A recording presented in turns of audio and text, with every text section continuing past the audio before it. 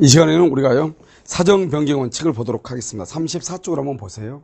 34쪽을 보면요, 우리가 이제, 신의칙의 원칙에 보면, 신의칙에서는요, 먼저 권리를 창설하는 기능이 있죠? 창설 기능이 있고요. 그 다음에 창설 기능에서 우리가 뭐냐, 보호 의무를 받잖아요. 그 다음에 이제 신의칙에 있어서 변경이 있고요. 그 다음에 뭐가냐, 소멸이 있는 것이죠. 소멸이요. 그래서 이 변경에서 뭐가냐, 사정 변경의 원칙이라고 하는 것이 있죠. 이 사정 변경의 원칙이라는 것은 사정 변경 원칙 같은 이때의 사정이라는 것은 뭐냐? 이것은 흔히 말하는 객관적 사정을 얘기하죠. 다른 말로 하면 뭘 얘기하냐? 그것은 경제 사정 같은 객관적 사정이 변경했을 때 이걸 얘기하죠. 이렇게 객관적 사정이 변경했을 때 어떻게 될 것인가? 먼저 여러분요, 해지라고 하는 것이 있고요. 그 다음에 해제라고 하는 것이 있어요. 해지하고 해제는 어떻게 다르냐? 해제는 일시적 계약인데요. 예를 들어서 뭐 매매 계약 있죠. 또는요, 교환 계약 같은 것은 해제를 하는 것이고요. 계속적 계약 있죠. 예를 들어서 뭐 돈을 빌려준다거나 또는요, 임대차 계약을 체결한다거나 이런 것들은 임대차는 하루 이틀 사는 게 아니잖아요. 여러 해를 이렇게 몇 년을 이렇게 같이 사는 거잖아요. 이렇게 계속적 계약은 해지를 하거든요. 그런데 이 해지라고 하는 것이요, 어떻게 되냐면 확정 채무 있죠. 확정 채무를 보증을 하죠. 그 다음에 불확정 채무 이렇게 있죠. 확정 채무에 대해서 뭘 하냐, 이것을요, 보증을 섰단 말이죠. 보증을 쓰고 난 다음에 사정 변경이 생기면 어떻게 하냐, 이것은 해지를 할 수가 없는 것이고요.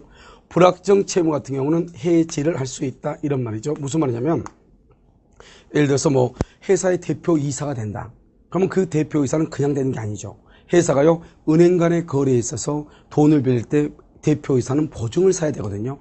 이렇게 대표이사가 보증을 섰는데 나중에 사정 변경이 있다. 다른 말로 이사직을 그만뒀다 이 말이죠. 그만둔 경우는 어떻게 되냐? 그럴 때는 확정 채무를 보증하고 이사직을 그만하면 해지를 할 수가 없지만, 우리는 불확정 채무라고 해가지고 다른 말로 뭐냐, 계속적 보증이다 이렇게 얘기해요. 이렇게 계속적 보증의 경우는요, 뭘 할 수 있다?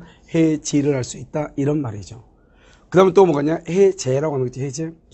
해제는요, 원칙적으로 계약의 해제는 할 수가 없어요. 해제는 할 수가 없는데요. 그 다음에 예를 들어서 예외적으로요, 어떤 경우는 해제를 할 수 있냐면요, 아주 예외적으로요, 4가지의 요건을 갖추어야 돼요. 첫 번째 뭐냐면, 첫 번째, 두 번째, 세 번째, 네 번째가 있는데요. 첫 번째로 보면 해제라고 하는 것은 원칙적으로 계약 성립 당시에 상대방이요, 당사자가 예견할 수 없는 사정이 변경돼야 돼. 예견을 못 해야 돼. 그다음에 두 번째요, 그 사정의 변경이 당사자에게요, 귀책 사유가 없어야 돼. 잘못이 없어야 된다 이 말이죠. 그다음에 세 번째, 사정이 변경되었는데요, 그럼에도 불구하고 무조건 그것을 지켜야 된다 이렇게 얘기를 한다면 신의 측에 현재히 반해야 돼. 신의 측에 반해야 돼. 그 다음에 이때의 사정이라는 것은 어떤 사정을 얘기하냐, 객관적 사정을 얘기하는 것이고, 그 다음에 주관적이고 개인적인 사정을 얘기하는 것은 아니다 이런 말이죠. 그 다음에 사정 변경에 의해서 계약을 해지한다고 하는 것은 우리 원칙적으로 계약을 체결하면 계약을 지켜야 되는 거잖아요. 그것을 우리는 뭐라 하냐, 계약 준수의 원칙이다 이렇게 얘기하죠. 그 계약 준수의 원칙에 대한 예외가 되는 것이다 이런 말이죠. 자, 한번 볼까요? 여러분 34쪽을 보면요, 사정 변경의 원칙 이렇게 되어 있죠. 그래서 민법의 규정을 보면요, 2번 민법 규정 첫 번째 줄 가운데요, 일반적인 규정은 없다. 이 말이 무슨 말이냐, 사정 변경 원칙 이렇게 해가지고 민법의 조문은 없다 이런 말이죠. 그런데 뭐는 있다? 두 번째 줄 개별적 맨 끝에 규정은 있다. 지금 여기 보면요, 286줄 보면 치료 증감 청구권, 전세금 증감 청구권, 628조 차임 증감 청구권 이렇게 했죠.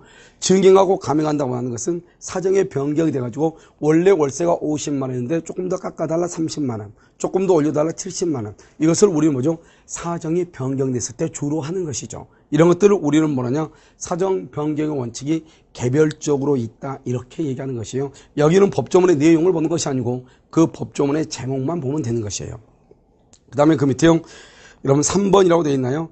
민법의 태도 이렇게 해가지고요, 현재 민법은 계약의 사정 변경의 원칙을 적용함에 있어서 부정적인 입장을 취한다 그랬는데요. 여러분 이건 그렇잖아요. 이 사정 변경이라는 것은 해제와 해지가 달라지니까 여러분 이건 절대로 읽으면 안 되고, 어떻게 되냐, 해제와 해지가 달라진다. 계속적 보증의 경우는 해지를 하고 일시적 계약의 경우는 해제를 한단 말이죠. 그러니까 서로가 달라지기 때문에 여러분요, 이걸 보지 마시고, 그 다음에 어디를 얘기하냐, 여기 기억 봐봐, 기억. 매매계약에 대해서 매매계약 사정 변경을 원칙을 적용하여 그 다음에 계약을 해제한 판례는 없다. 즉 매매계약의 경우 해제를 인정한 판례는 없다. 그 다음에 오른쪽 보세요. 오른쪽 페이지 35. 다만 계속적 계약의 경우 일정한 경우 사정 변경을 원칙을 인정을 하는데요. 디귿 봐봐. 디귿 줄고요. 확정 채무에 대한 보증, 확정 채무에 대한 보증은 뭐 할 수 없다? 해지할 수 없고. 그 다음에 불확정 채무요.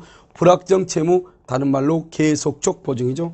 이런 경우는 해지할 수 있다. 그래서 이 디귿은 뭐냐면 해지에 관한 것이고요.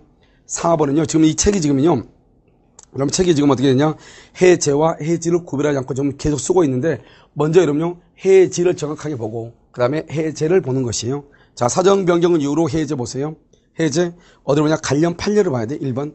이른바 사정 변경을 이유로 한 계약의 해제는 이렇게 돼 있죠. 첫 번째로요.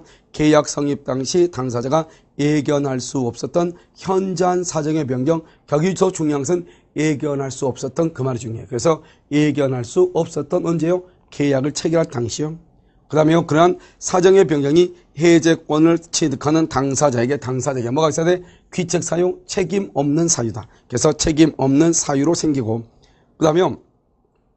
계약의 내용대로 구속력을 인정한다면 그 다음에 주고요. 신의 측에 현저히 반해야 돼.